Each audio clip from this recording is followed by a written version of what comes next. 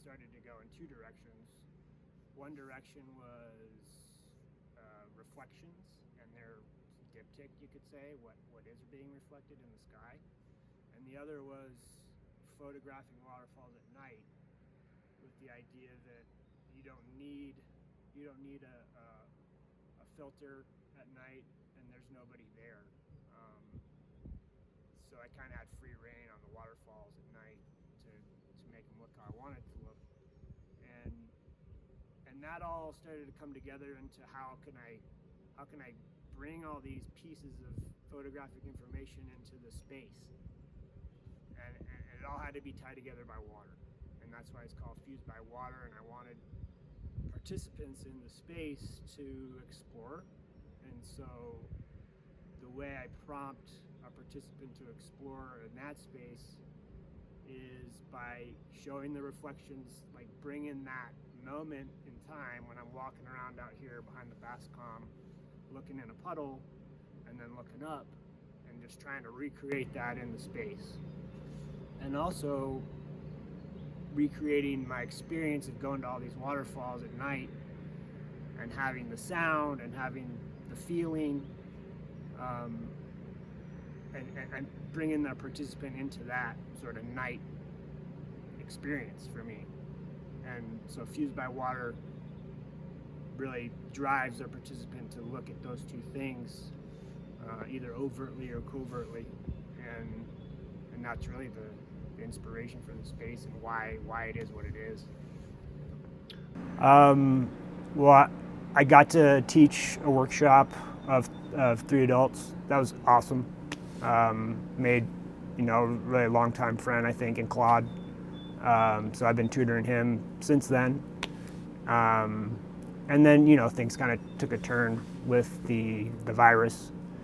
But that hasn't really stopped us from putting out content for the STEM program.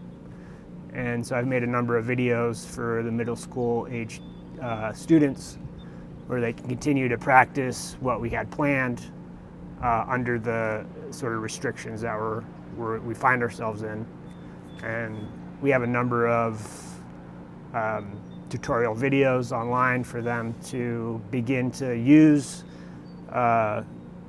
what they have access to in terms of phones, and use apps to begin to practice photography and the facets of photography, and also use photography to be in a more ecological sense, and use this iNaturalist app to start to identify species of plants, animals, fungi in the landscape. And from my understanding, that'll tie back to what they're doing in the STEM program as far as like studying the riparian corridor when they do get back to regular schoolwork. Yeah. Oh, there's quite a few possibilities next. I mean, I'll never stop shooting. I'm still shooting the waterfalls, so I'm going to keep doing that while I'm here. Have a chance to stay in Western North Carolina. I do like it here. It's pretty nice. So if that doesn't happen, I'll probably go back to Colorado and figure out what I'm going to do for my next either residency opportunity or photographic opportunity, and go from there. Yeah. I think.